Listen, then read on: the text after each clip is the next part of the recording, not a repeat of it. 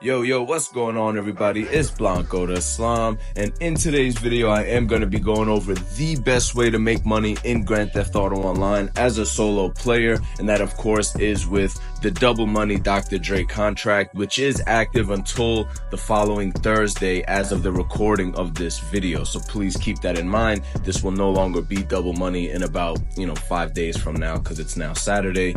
But anyway, before we get into the video, of course, hit that like and subscribe button. It only takes 1 second of your time. I need you to hit it just as hard as Dr. Dre hit Johnny Guns with this goddamn golf club.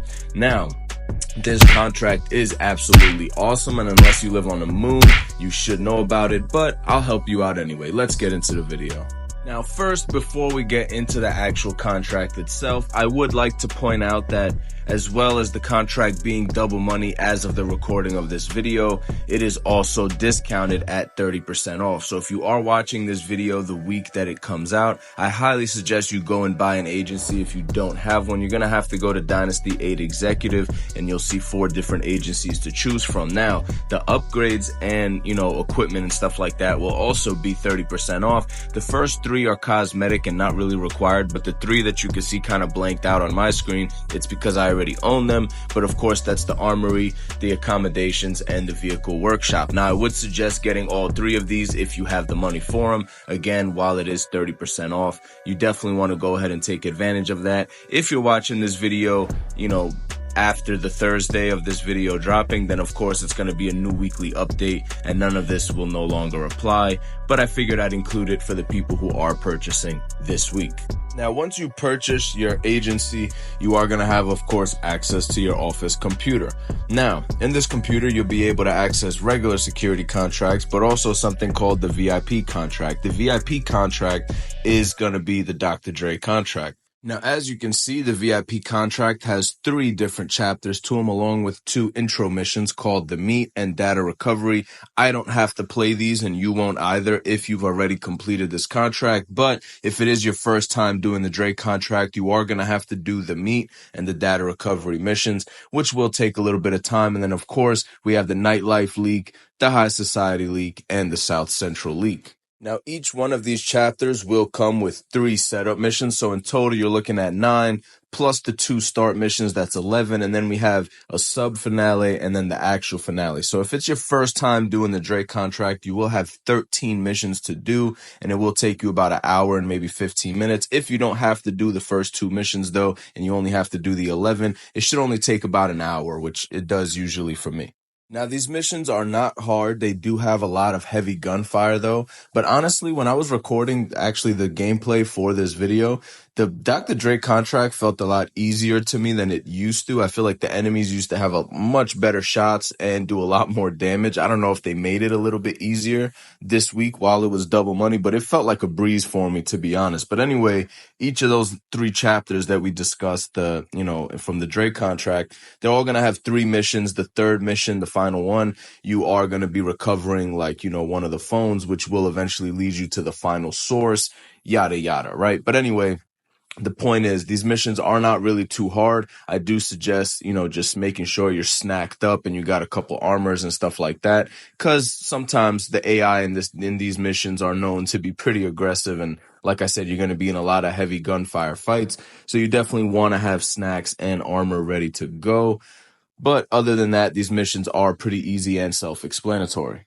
Now, these missions also will have a payout of usually $8,000 to $10,000. These are also double money, so you will be getting about 15 to 20 grand for these setup missions on top of the $2 million for the final payout. So that's why, of course, in the thumbnail, I have the 2.2 million instead of 2 million flat. Anyway, I did want to give you guys a quick tip on this mission in the High Society Life Leak. You are going to be pulling up to this billionaire party. Make sure you have RPGs, because you are going to have to cause a certain amount of property damage to increase the intimidation bar right there on the bottom right.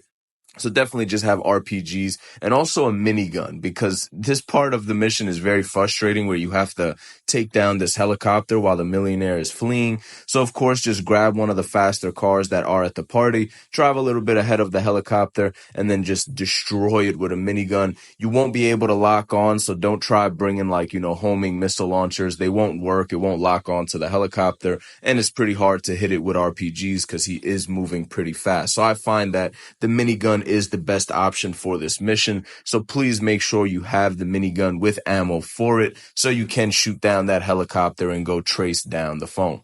And once you complete all 3 of the chapters, you will now have the sub-finale, as I like to call it, or the pre-finale available, but it won't be through the computer. You're going to have to actually walk over to Franklin's office and start up this mission. Now, just also a quick side note, if you guys are looking for a full agency guide, like the entire business, not just the Drake contract, I do have a video for that I uploaded not too long ago, and I will leave it linked in the description down below. But anyway, let's get back to this video and the Drake contract.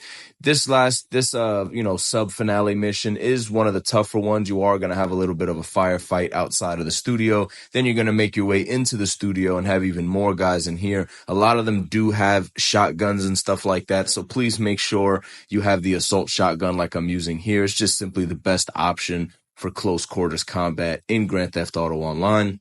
And like I said, most of these dudes are going to have shotguns, so you want to be able to kill them quick before they hit you with that, lucky head tap and just drop you in one shot. We've all had it happen to us, so don't be ashamed if it has happened to you. I've definitely gotten one tapped before, especially on this mission. But I will give 2 pieces of advice. One is definitely have the assault shotgun. 2, once you make your way into this room here, I would suggest taking cover right here, because there are a few, dudes that will come from behind you through the doorway that we just came from, as you can see right there. So this is kind of the best spot where you can take them out and the people in front of you at the same time. You don't want to push in too much and then get sandwiched by the people coming in from behind you.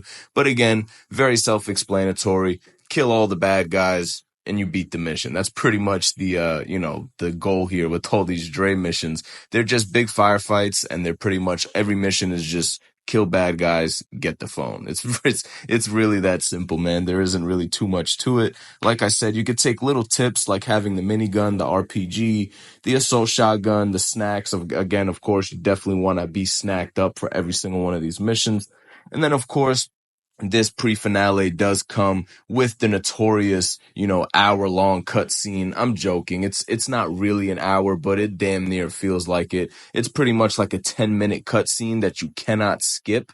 And I wish with the life of me that we would be able to skip that cutscene, because that would make doing the Drake contract, instead of an hour, it would probably be more like 40 minutes. But between the cutscenes in the pre-finale plus the long cutscene in the actual finale, a lot of cutscenes, man. You're going to spend at least 15 to 20 minutes in cutscenes in the Dr. Dre contract. So that is pretty frustrating. But we're going to go ahead and skip this horrible, horrid cutscene that haunts me every time I do the Dre contract. So let's go ahead and skip.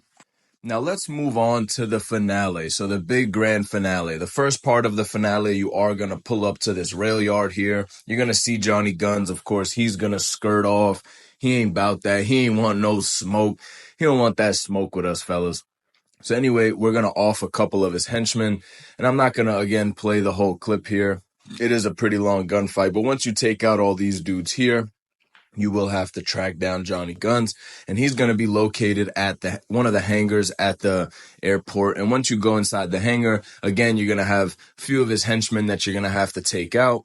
And then once you do see Johnny Guns, you are going to have to just injure him. You're not supposed to, fully down him. Franklin will tell you that in a phone call. He'll say, don't kill the dude, but, just leave him injured or something like that. So you want to try to shoot Johnny Guns in his legs. But the problem with that is he is armed with like a really strong shotgun, and he will take you down pretty quick. But luckily we have 2 lives. So you can see here I failed miserably. I was trying to shoot him in his legs to just injure him, and he completely obliterated me with that shotgun. And yeah, But he also did get injured. You could see him fall down there. So once he falls down like that, if you do die and lose one of your lives, it's fine. Just spawn back in, head right back over to where he was at. And when you pick him up, you're going to go into a cutscene where you bring him outside.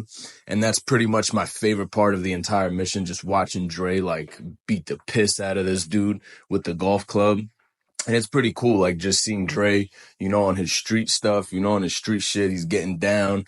I never really viewed Dre in that type of way, so it's pretty cool seeing him, get down like that. But anyway, this cutscene is also pretty long, but it's not as gruesome as the one in the studio, like in the pre-finale.